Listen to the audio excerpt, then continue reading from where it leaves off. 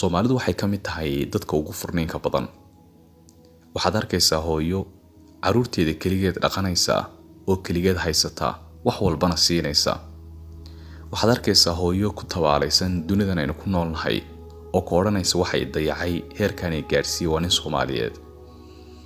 Waxaad arkaysaa hooyo ku odhanaysa waxa uu iga dhaqaaqay maalintii aan u baahnaa oo ahayd maalintii aan foolanayay ama maalintii aan xaamilada ahaa.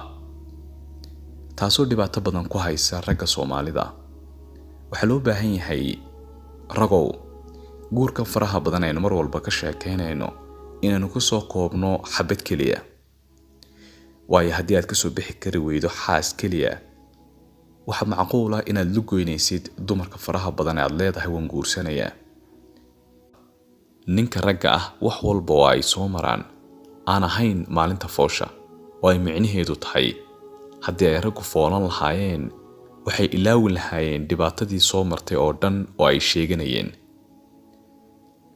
haddaba ma ogtahay gabadhu inay jeceshahay ninka sida dhabta ah u garab taagan maalinta ay foolanayso?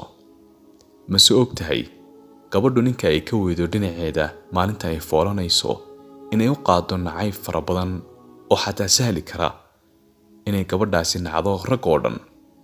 mase ogtahay haddii gabadhu ay dhinaceeda ka weydo ninka inay furi karto ama ay odhan karto warqadayda isi iyadii ku sababeynaysa in maalin cajiiba, fursad qaali ah iyo maalin ay ahayd inuu ka soo baxo raganimadiisa inuu dayacay.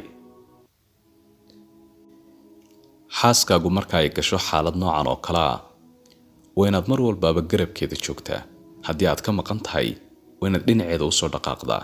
haddii aad shaqo fara badan haysayna waa inaad wax walba faraha aad ka qaadaa oo aad u timaadaa xaaskaaga xaamilada ah.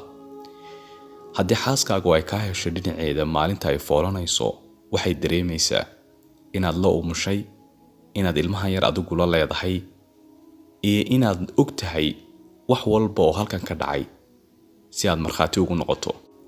ugu dambayntii anigu tala yar ayaan siin lahaa dowladaha Soomaalida oo waxaan ku odhan lahaa iskuul walba oo ku yaala dhulka Soomaalida waa inaad ka dhigtaan ama aad ku dartaan xiisad la yiraahdo sidee la isku guursadaa ama waa maxay guurku.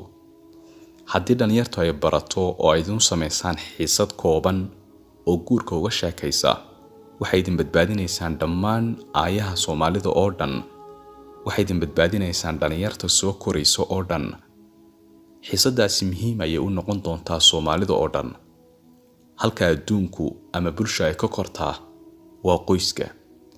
xoogga haddii ay dowladda Soomaaliyeed saarto qoyska waxa macquul ah in qoysaska Soomaalidu ay isqabayaan oo ay guulaysanayaan oo ay tarmayaan oo ay hal aabbo oo kaliya ka farxamayaan.